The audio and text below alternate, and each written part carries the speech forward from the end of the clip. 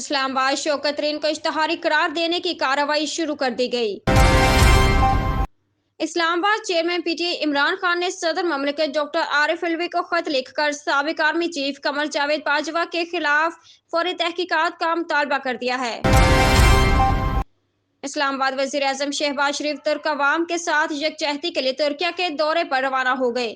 اس دوران ترک صدر سے ملاقات میں زلزلے سے قیمتی جانوں کے ضیاع پر دلی تعزیت کا اظہار کریں گے۔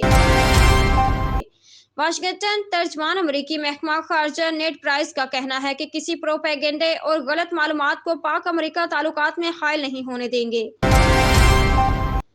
حکومت کی جانب سے پیٹرولیم مصنوعات کی قیمتوں میں اضافے کا اعلان کر دیا گیا ہے۔ بالی ووڈ کنگ شاہ رخ خان کی گزشتہ مہینے ریلیز ہونے والی فلم پٹھان نے ایک اور سنگ میل عبور کر لیا اور 500 کروڑ کمانے والی فلموں کے کلب میں شامل ہو گئی ہے۔